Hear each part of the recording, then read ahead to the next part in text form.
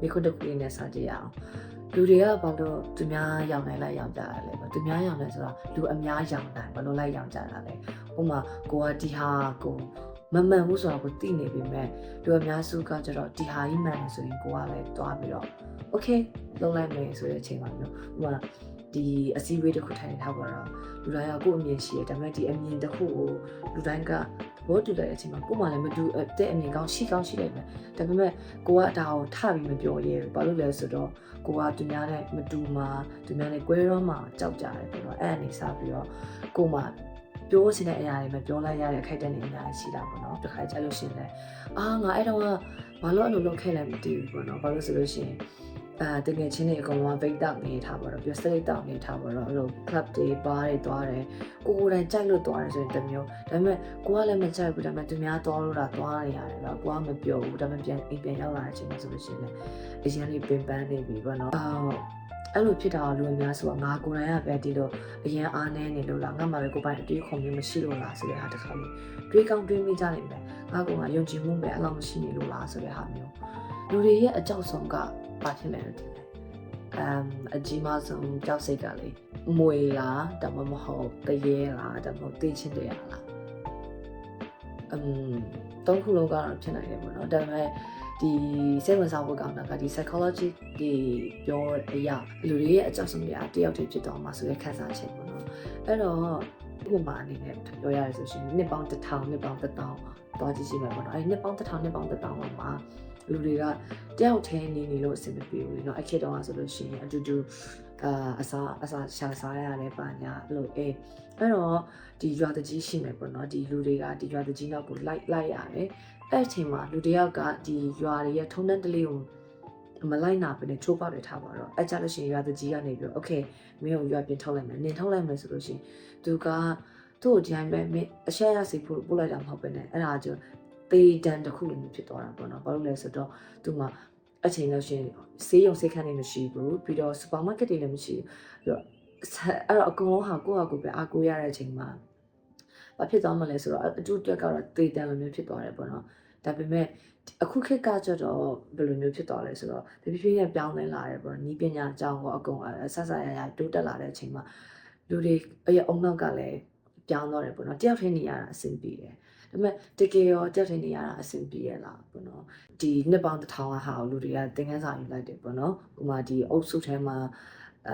အဆင်မပြေနေနိုင်တယ်ဆိုလို့ရှိရင်အသက်ရှင်မဲ့တယောက်တည်းဖြစ်ရဆိုရှင်သိနိုင်မယ်ဆိုတဲ့ဟာမျိုးပေါ့လို့ဆိုရှင်လူတိုင်းကဒီရုံခန်းထဲမှာပေါ့နော်လူတိုင်းကသဘောတူနေတဲ့အချိန်ကိုမှမတူတဲ့အတွေးမြင်နေရှိမယ်ကွာအဲ့ဒါကိုကထပြောရမယ်ဆိုလို့ရှိရင်လူတွေကအရင်စိတ်လှုပ်ရှားလာတယ်ပြီးတော့လက်မှာလည်းချွေးစည်းတွေထွက်လာတယ်နှလုံးခုန်တွေလည်းအရင်မြန်လာတယ်ဘာလို့ပြောမှလည်းမသိတော့အဲ့ဒါကကိုကတထေးကိုကြောက်လို့လားဒါမှမဟုတ်ဒီအုံနောက်ကပဲအဲ့လိုမလုပ်တော့တာလားအဲ့တော့ဒါပေမဲ့တေချာပြန်စဉ်းစားကြည့်ရတယ်ဆိုလို့ရှိရင်လူတွေကကွဲထွက်သွားမှကြောက်လို့ဥမာငါပြောလိုက်လို့ရှိရင်လူတွေကငါ့ကိုဘယ်လိုမြင်သွားမှာလဲငါဒီနားနဲ့မတူဘူးဆိုရင်ငါဘယ်လိုမြင်သွားတော့မှာငါဒီပတ်ဝန်းကျင်ဒီအုပ်စုတိုင်းနဲ့ထပ်သွားရတော့မှာလားဆိုတဲ့ဟာမျိုးခံစားရတာပေါ့နော်နောက်ဥပမာတစ်ခုအနေနဲ့ပြောမယ်ဆိုလို့ရှိရင် Facebook မှာသူများရင်ဖြစ်တင်ထားပါတော့သူများဝိုင်းဆဲတယ်ကိုလည်းဝိုင်းဆဲလိုက်တယ်ဒါပေမဲ့ဘာလို့ဆဲလိုက်တယ်ဆိုတာကိုလည်းမသိဘူးသူများဆဲလို့လိုက်ဆဲနေတယ်ပေါ့နော်နောက်တစ်ခုကကျတော့ TikTok မှာဖြစ်ဖြစ် Instagram မှာဖြစ်ဖြစ်တွေကအဲ့လိုပစ္စည်းတွေဝယ်အဲ့လို squishy တွေပါဝယ်ကြတယ်ပေါ့နော်အဲ့ဒါကသူများဝယ်လို့လိုက်ဝယ်တယ်ကွာကိုတကယ်အသုံးလို့လားဆိုတော့မလုံနေဘူးပေါ့နော်အဲ့တော့ဘာလို့ဆိုလူတိုင်းဝယ်နေတဲ့ product ကိုကွာငါလည်းလိုချင်တယ်ငါမှရှိနေကောင်းတာပဲဆိုတော့အဲ့ဒါကျတော့ consumerism အဲ့လိုလူတွေကတွန်းပို့တယ်ဘာလို့လဲဆိုတော့ကိုလည်းလူအများနဲ့တူချင်လို့သူများနဲ့မကွဲချင်တော့သူများလောက်တိုင်းလိုက်လုပ်ချင်လို့ဆိုတဲ့ဟာမျိုး okay အဲ့ဆိုလို့ရှိရင်သူများနောက်ရောင်တိုင်းမကောင်းတာလားပေါ့နော်အဲ့လိုတော့လည်းမဟုတ်ပါဘူးအမှပညာရေးကကောင်းပါလားဆိုပြီးလိုက်တဲ့အချိန်မှာဒါကောင်းတဲ့ဘက်ကိုရောက်သွားတယ် okay အဲ့ဆိုလို့ရှိရင်လူတွေရဲ့နောက်ကိုလိုက်တိုင်းစိတ်ပိုင်းဆိုင်ရာအားနေလို့လားဒါမှမဟုတ်ကိုတကယ်ပဲကိုမှအဲ့လို critical thinking မရှိလို့လားတကယ်တော့သူဒေသနာပညာရှင်တွေမဟုတ်ဘူးလို့ပြောကြတယ်ပေါ့နော်ဘာလို့ကိုမှပဲကိုပိုင်အတွေးမြင်မရှိလို့လားဆိုတဲ့ဟာ1950ခုနှစ်မှာဒီရဲ့စိတ်ပညာရှင် Solomon Asch ကပြောပြထားတယ်ပေါ့နော်သူကဒီလိုစမ်းသပ်မှုတစ်ခုလုပ်ခဲ့တယ်အမှသူရဲ့ရုံခန်းတိုင်းမှာကွာဒီစမ်းသပ်ခန်းတိုင်းမှာလူ3ယောက်ကိုထည့်ထားတယ်အဲ3ယောက်ကထားပါတော့အရင်မြင်းချောင်းကိုကြည့်ခိုင်းတယ်ပေါ့နော်မြင်းချောင်းအတူအဲ့လိုမျိုးပဲမြင်းချောင်းကအရှိဆုံးလဲဆိုတော့ဒီ3ယောက်ကအဟဲဒီရုံခန်းထဲကလူပဲထားပါတော့ဒီနောက်ထပ်4ယောက်မြောက်ကကျတော့ အစ်စ်ကွာလမ်းမပဲခေါ်လာတာဖြစ်တနေရပဲခေါ်လာဖြစ်လာပြီးတော့ပါဝင်ပူးပေါင်းဖို့ပေါ့နော်အဲ့တော့ဒီ3ယောက်ကဒီရဲ့အတူဆုံးမြင်းချောင်းကိုသူတို့ကအရှိကြီးလို့သူတို့ပြောလိုက်တယ်ကွာဒါမားနေမှလည်းဒီတယောက်ကတိနေပြီမဲ့ကျန်တဲ့3ယောက်က3ယောက်လုံးကဒီရဲ့မြင်းချောင်းအတူကအရှိဆုံးဖြစ်ပါတယ်ဆိုလည်းပြောတဲ့အတွက်ကြောင့်သူကလည်းလိုက်ပြီးတော့โอเคသူတို့မှန်လာပဲဆိုပြီးကြောင်းလိုက်တာကွာအမှန်တကယ်တော့ကိုစိတ်ထဲမှာအဲ့လိုဝေဝါးဖြစ်သွားတယ်ဘာလို့လူတွေကအဲ့ဒါကိုယူလိုက်တာလဲโอเคသူတို့မှန်တယ်ဆိုလို့ရှိရင်လည်းမှန်တယ်ထားလိုက်တော့ဆိုရဲဟာလိုမျိုးသူများနဲ့မကွဲရွားချင်လို့ပေါ့နော်တခါကျရင်အဲ့ဒါစိတ်ဝင်စားဖို့ကောင်းတာလူတွေကသူများနဲ့မတူချင်ဘူးပေါ့နော်ဒီ unique ဖြစ်ချင်ကြတယ်လူတိုင်းတော့ unique ဖြစ်တာမလို့ unique ဖြစ်ချင်ကြတယ်ဒါပေမဲ့လည်းလူတွေနဲ့လည်းတခါကျရင်ကွဲထွက်တော့မှကြောက်ကြတယ်သူများနဲ့မတူမှလည်းအရင်ကြောက်ကြတယ်ပေါ့နော်ငါ့ကိုသူများလည်းမခံပါဆိုတဲ့ဟာမျိုးဖြစ်ကြတယ်ဒီရဲ့အဖြစ်ပြက်ကို normative social influence လို့ခေါ်တယ်ပေါ့နော်ဘာလို့လဲဆိုတော့ပတ်ဝန်းကျင်ကကိုလွမ်းမိုးသွားစေတယ်ပေါ့နော်သူတို့ပြောတာမှန်နေလို့ဆိုပြီးတော့ကိုကလိုက်တော့တာမျိုးမဟုတ်ပဲနဲ့သူတို့ကလူအများဒီလိုမျိုးယုံကြည်ထားလို့ကိုကလည်းတော့နိုင်မယ်ဆိုတဲ့ဟာမျိုးနောက်တစ်ခုကဒီလူမှုပေတာအပိုင်းကနေကြည့်မယ်ဆိုလို့ရှိရင်အဲ့ဒါကိုကျွန်တော်လူအဖွဲ့အစည်းမှာ social fact လို့ခေါ်တယ်ပေါ့နော်ဒီလူအဖွဲ့အစည်းမှာကျွန်တော် social fact ဆိုတဲ့အရာတွေပေါ့နော်ဒီ collective thought လူအများကယုံကြည်ထားတဲ့အရာဥမာမင်္ဂလာဆောင်သွားလို့ရှိရင်ဘယ်လိုဥပစာဝယ်ရမယ်တို့ uniform ဝယ်ရမယ်ပါညာဆိုတဲ့ဟာလူအများက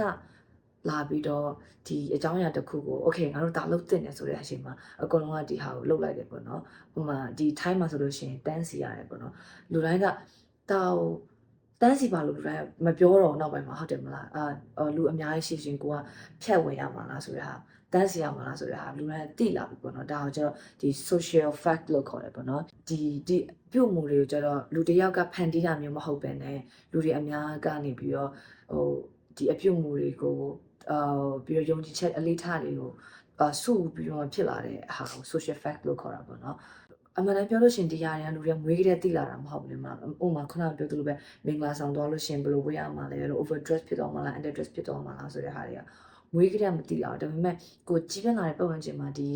လိုလုပ်လို့ရှင်မကောင်းဘူးလို့လုပ်မကောင်းဘူးဆိုတဲ့ဟာတွေအကြောင်းကနေပြီးတော့လူတွေသတ်မှတ်ထားတဲ့အရာတဖြည်းဖြည်းနဲ့ပုံမှန်ဆိုတဲ့ဟာဖြစ်လာတာဥမာဘယ်လိုပြောရမလဲဆိုလူတွေကကိုမသိချတဲ့အချိန်တွေကိုဘာလို့မှမသိတဲ့အချိန်မှာဆိုလို့ရှင်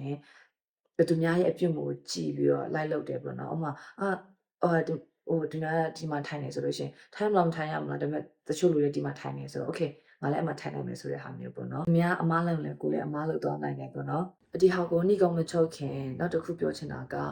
ကိုယုံကြည်ထားတဲ့အရာတွေကိုမိခွန်းရေးရေးထုတ်ပြီးဖို့အရေးကြီးပါတယ်ပေါ့နော်ဘာလို့လဲဆိုတခါလေကြားလို့ရှိရင်သူများနောက်ကိုလိုက်ရတာလွယ်တယ်ဒါပေမဲ့ကိုပြန်ပြီးဖို့ကြတော့ခက်တယ်ငါဘာလို့ဒီနောက်ကိုလိုက်နေရလဲဒီဟာကမှန်ရဲ့လားဒီဥမာငါသွားနေတဲ့လမ်းကောင်ငါတကယ်ယုံကြည်လို့သွားနေတာလားဒါမှမဟုတ်